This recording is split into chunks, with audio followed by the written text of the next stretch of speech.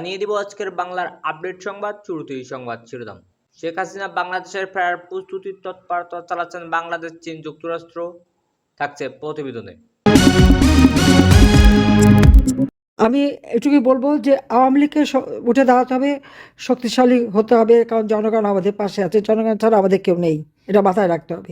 বারবার আমরা জনগণের শক্তিতেই ক্ষমতা এসেছি, কাজে এই জনগণকে সাথে নিয়েই আমাদের ঐক্যবদ্ধ হতে হবে। শেখ হাসিনা ছাড়া বাংলাদেশের উন্নয়ন সম্ভব নয় বললেন ওবায়দুল কাদের। থাকছে প্রতিবেদনে। দিল্লি থেকে কলকাতায় যাচ্ছেন শেখ হাসিনা, শীঘ্রই দেশে ফেরার জল্পনা। থাকছে প্রতিবেদনে। শেখ হাসিনা ডিসেম্বরের মধ্যেই আসবে ইনশাল্লাহ, এটা চূড়ান্ত হয়ে গেছে।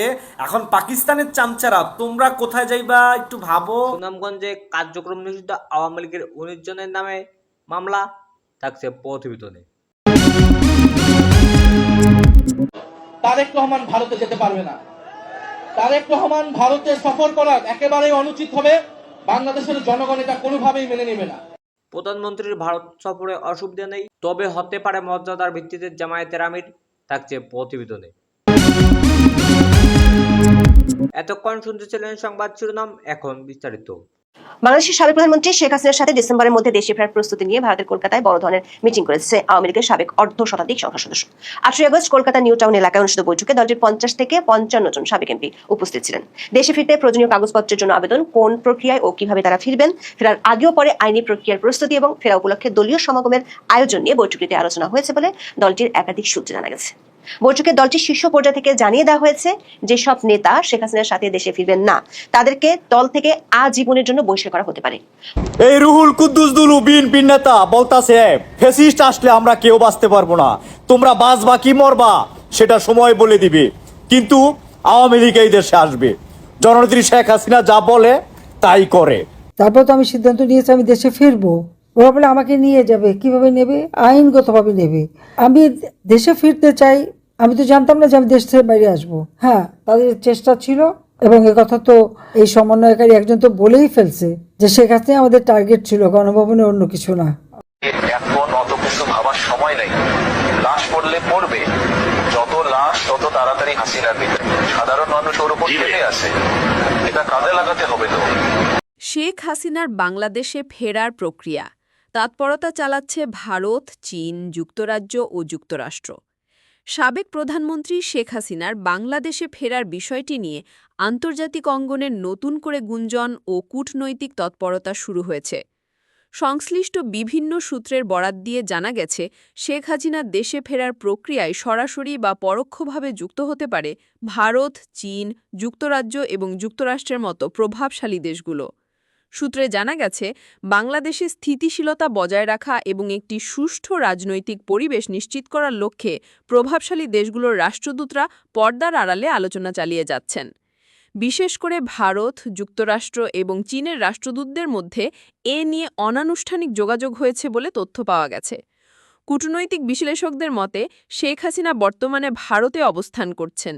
তার বাংলাদেশে ফেরার ক্ষেত্রে ভারতের ভূমিকা সবচেয়ে গুরুত্বপূর্ণ। অন্যদিকে বাংলাদেশের বর্তমান অভ্যন্তরীণ পরিস্থিতিতে বড় শক্তিগুলোর অর্থাৎ যুক্তরাষ্ট্র, যুক্তরাজ্য ও চীনের অবস্থান ও সমর্থন একটি বড় ফ্যাক্টর হিসেবে কাজ করছে। যুক্তরাজ্য এবং যুক্তরাষ্ট্র আইনি ও গণতান্ত্রিক প্রক্রিয়ার উপর জোর দিচ্ছে, আর চীন ও ভারত আঞ্চলিক স্থিতিশীলতাকে গুরুত্ব দিচ্ছে। যদিও এখন পর্যন্ত কোনো দেশের পক্ষ থেকে আনুষ্ঠানিকভাবে কোনো সুনির্দিষ্ট রূপরেখা ঘোষণা করা হয়নি, তবে সূত্রের দাবি একটি টেকসই রাজনৈতিক সমাধানের অংশ হিসেবেই শেখ হাসিনার দেশে ফেরার বিষয়টি নিয়ে আলোচনা হচ্ছে। এক্ষেত্রে রাষ্ট্রদূতরা মধ্যস্থতাকারী হিসেবে কাজ করতে পারেন বলে ধারণা করা হচ্ছে।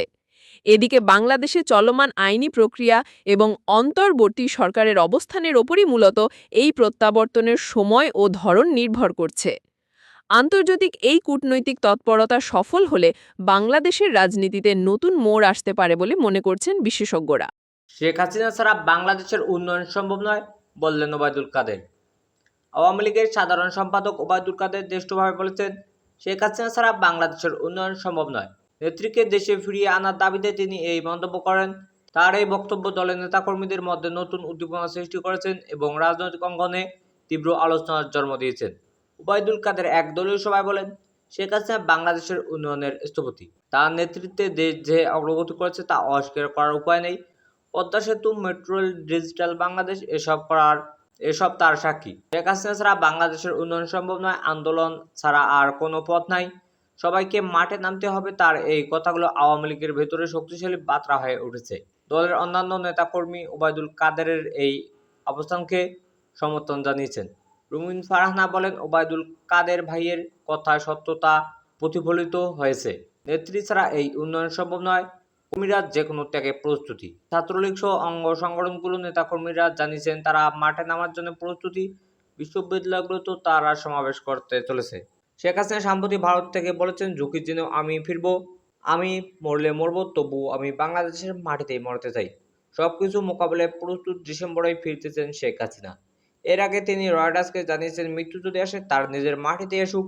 এই বক্তব্যগুলোর পর ওবায়দুল কাদেরের এই বক্তব্য দলীয় কর্মীদের মাঝে নিয়ে এসেছে নতুন আলোচনা। দলীয় সূত্রে জানান, ডিসেম্বরের আগে বড় কর্মসূচির প্রস্তুতি চলেছে। এর মধ্যেই ঢাকা সহ বেশ কয়েক জেলায় হয়েছে নতুন নতুন আন্দোলন। এ নিয়ে সরকার খুব বিভাগে আছে। বিএনপি ও সরকারি শিবির থেকে এই বক্তব্যগুলো রাজনৈতিক উদ্দীপনাপ্রণীত বলে আলোচনা করেছেন। দলের একজন মুখপাত্র বলেন, ওবায়দুল কাদের এই দাবি জনগণের বিভ্রান্তি করার চেষ্টা করেছে। আওয়ামী লীগের আমলে দেশে যে পরিস্থিতি তৈরি হয়েছিল তার বিচার চলবে। নতুন করে উত্তেজনা সৃষ্টি করা হয়েছে। সরকারি মহলে পরিস্থিতি পর্যবেক্ষণ করে এবং আইন শৃঙ্খলা বজায় রাখার জন্য সতর্ক করেছেন সরকার।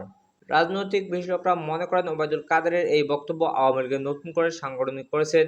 নেতাদের সংখ্যা এবং কর্মীদের অকুট সমর্থন এই বক্তব্য নিয়ে রাজনৈতিক আলোচনা তৈরি হয়েছে। বিশ্লেষকদের একাংশ বলেন, উন্নয়নের সঙ্গে নেত্রীর নাম যুক্ত করার দলের প্রচারণা শক্তিশালী করে। শেখ হাসিনার রাজনৈতিক জীবনের দিকে ফিরে তাকালে দেখা যায় তিনি বারবার জনগণের কথা বলেছেন। তার আমলের অবকাঠামো উন্নয়ন, দারিদ্র্য হ্রাস ও সামাজিক নিরাপত্তা কর্মসূচির কথা বলে স্মরণ করিয়ে দিয়েছেন। বর্তমান সংকটকালের পরিস্থিতি তার মোকাবেলা সংকটে অনেক কারণ হয়ে উঠেছে। অন্যদিকে সমালোচনা হয়েছে, অতীতে অভিযুক্তগুলো নিষ্পাপ না হওয়া পর্যন্ত এ ধরনের দায়িত্ব গ্রহণ করবেন। বাংলাদেশ সরকারের কাছে নেই তেল, বিদ্যুৎ, গ্যাস। এ নিয়ে চলতেছে বাংলাদেশের নানা আন্দোলন। আওয়ামী লীগ এখনো আইনি লড়াইয়ের পাশাপাশি রাজপথে কর্মসূচি জোরদার করেছেন। কর্মীরা বলেছেন, নেত্রীর সংকটে এবং নেতাদের ডাক তাদের শক্তিশালী জুগিয়েছে। যে কোনো ত্যাগে প্রস্তুত তারা। দেশে বিভিন্ন অঞ্চলের দলীয় কার্যক্রম আলোচনার চেষ্টা করেছেন। ওবায়দুল কাদের, শেখ হাসিনা ছাড়া বাংলাদেশের উন্নয়ন সম্ভব নয়, এই কথাগুলো এখন দলীয় মহলে শক্তিশালী স্লোগান হয়ে উঠেছে। বাংলাদেশের রাজনীতিতে এখন আওয়ামী লীগের সম্ভাব্য ফেরা এবং উন্নয়নের প্রশ্ন নিয়ে আলোচনা হয়েছে। ওবায়দুল কাদেরের এই বক্তব্যের ভেতরে ঐক্য ও শক্তিশালী করেছেন। এখন দেখার বিষয় এই দাবিগুলো কতদূর এগোয় এবং রাজনৈতিক পরিস্থিতি কোন দিকে গড়িয়ে যায়। বাংলাদেশের সরকার এখন বিভাগে, কারণ তেল নাই, বিদ্যুৎ নাই। দেশবাসীকে এখন পরিস্থিতি পরবর্তীতে পালা দেখানোর অপেক্ষায়। দিল্লি থেকে কলকাতায় আসতেছেন শেখ হাসিনা, শীঘ্রই দেশে ফেরার জল্পনা। বাংলাদেশের সাবেক প্রধানমন্ত্রী শেখ হাসিনার সম্ভাব্য দেশে ফেরা নিয়ে নতুন করে সামাজিক মাধ্যম, ফেসবুক, ইউটিউব ও নানা মাধ্যমে আলোচনা শুরু হয়েছে। সামাজিক যোগাযোগ মাধ্যমগুলোতে ছড়িয়ে পড়া বিভিন্ন দাবিতে বলা হচ্ছে, দিল্লি থেকে কলকাতায় তার আসার সম্ভাবনা রয়েছে এবং এরপর বাংলাদেশে ফেরার প্রস্তুতি চলতে পারে। তবে দিল্লি থেকে কলকাতায় শেখ হাসিনা আসছে এমন কোনো নির্ভরযোগ্য তথ্য যায়নি বলে এমনটি দাবি করেছেন বাংলাদেশ সরকার। নিশ্চিতভাবে যা জানা যাচ্ছে, শেখ হাসিনা 5 আগস্ট 2026 নয়াদিল্লি থেকে এক ভার্চুয়াল অনুষ্ঠানে বক্তব্য দিয়ে ডিসেম্বরে বাংলাদেশ ফেরার ইচ্ছা প্রকাশ করেছেন। তিনি বলেন, ফেরার আকুতির তারিখ পরে জানাবো। নেতাকর্মীদের আরও বলেন, এই বক্তব্যের পর থেকে নেতাকর্মীরা আপনারা প্রস্তুত হন, দেশব্যাপী আন্দোলন গড়ে তুলুন। আমি ডিসেম্বর নয়, ডিসেম্বরের আগেও ফিরতে পারি। এই বক্তব্যের পর থেকে তার প্রত্যাবর্তন নিয়ে রাজনৈতিক মহলে নতুন করে জল্পনা শুরু হয়েছে। তার দেশে ফেরার বিষয়টি নতুন আওয়ামী লীগের রাজনীতির সঙ্গে নয়, বাংলাদেশ ভারত সম্পর্কর সঙ্গে গভীরভাবে সংযুক্ত হয়েছে।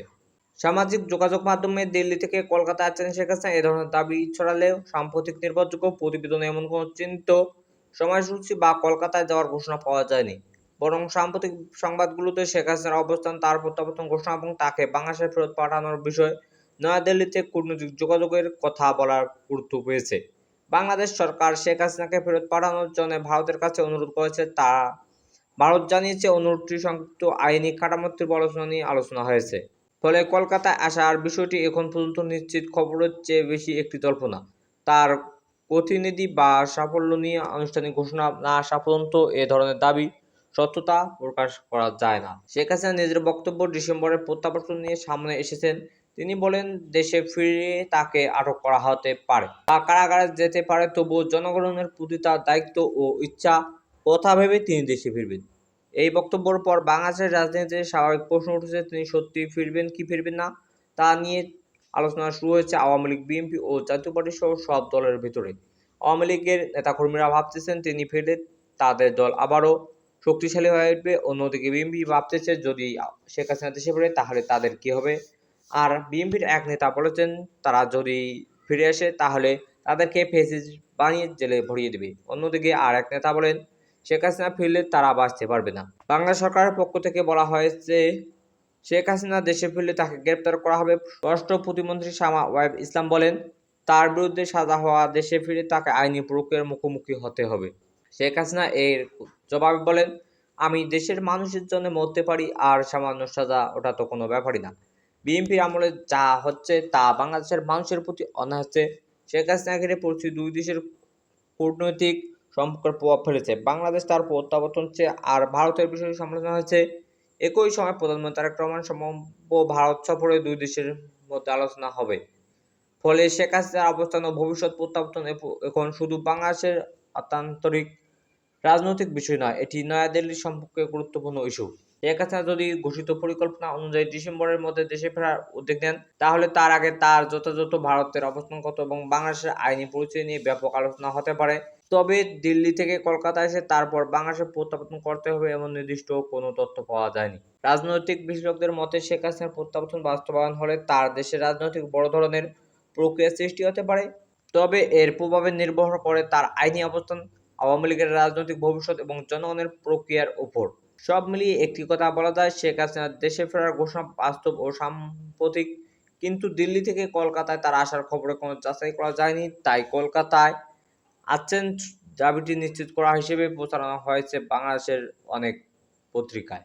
প্রধানমন্ত্রীর ভারত সফরে অসুবিধা নেই, তবে হতে হবে মর্যাদাপূর্ণ ভিত্তিতে। জামায়াতের আমির, জাতীয় সংসদের বিরোধী দলীয় নেতা জামায়াতের আমির ডক্টর শফিকুর রহমান বলেছেন, প্রধানমন্ত্রী সারা বিশ্বে সফর করতে পারেন, ভারত সফর করতেও কোনো অসুবিধা নেই, তবে সেই সফর হতে হবে মর্যাদাপূর্ণ ও বন্ধুত্বর ভিত্তিতে।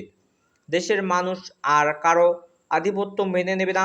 ভারতের সঙ্গে বাংলাদেশের সম্পর্ক হতে হবে বন্ধুত্বপূর্ণ, মর্যাদাপূর্ণ ও সত্যতার ভিত্তিতে। শুক্রবার দুপুরে রাজধানীর মহানগর জামায়াতের সদস্য রুকন সম্মেলনে প্রধান অতিথির বক্তব্যে এসব কথা বলেন। রাজধানী জেলা পরিষদ মিলনায়তনে এ আয়োজন করা হয়। বিরোধী দলীয় নেতা বলেন, প্রধানমন্ত্রী তারেক রহমানের এই সরকারের সঙ্গে দলীয় প্রধানমন্ত্রী তিনি চাইলে দেশের চলমান চাঁদাবাজি, দুর্নীতি ও ঘুষ বাণিজ্যিক দুর্নীতি থেকে ধরতে পারেন।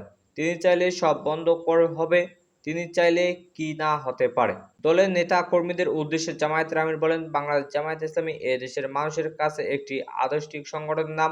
মানুষের এই অবস্থান অর্জন করতে সাংগঠনিক দীর্ঘদিন ধরে মানুষের মধ্যে ইসলামের দাওয়াত ও আদর্শ সমাজ রাষ্ট্র গঠনের জন্য কাজ করে যাচ্ছে। আগামী স্থানীয় নির্বাচনে নেতাকর্মীদের জনগণের পাশে দাঁড়িয়ে ভোটাধিকার নিশ্চিত করার আহ্বান জানিয়েছেন ডক্টর শফিকুর রহমান। ভোট যেন কেউ ছিনিয়ে নিতে না পারে সে বিষয়ে নেতাকর্মীদের সোচ্চার ভূমিকা পালন করতে বলেন। দর্শক, আজকেরই একটি ভিডিওতে আমরা বলেছিলাম যে ছাত্রলীগের, আওয়ামী লীগের গত 2 বছরের মধ্যে সব থেকে বড় এবং অনেকটা বেশি সাহস দেখানো কর্মকাণ্ড মহাসড়ক অবরোধ করা। আমরা দেখেছি খুলনা ঢাকা মহাসড়ক, এই মহাসড়ক অবরোধ করে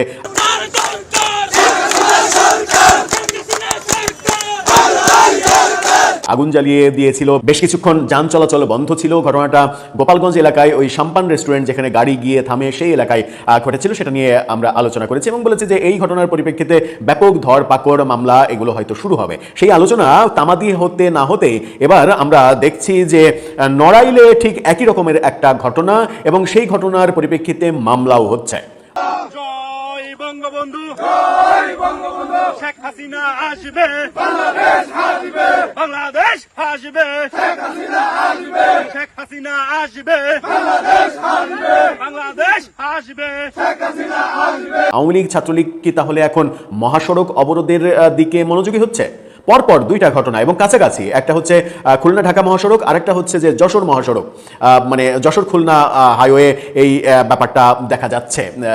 বোঝা যাচ্ছে না আসলে কি। চলুন একটু নড়াইল থেকে ঘুরে আসি, কি বলছে গণমাধ্যম, কি মামলা হলো, কারা অংশগ্রহণ করলো এবং কাদেরকে আসামি করা হলো।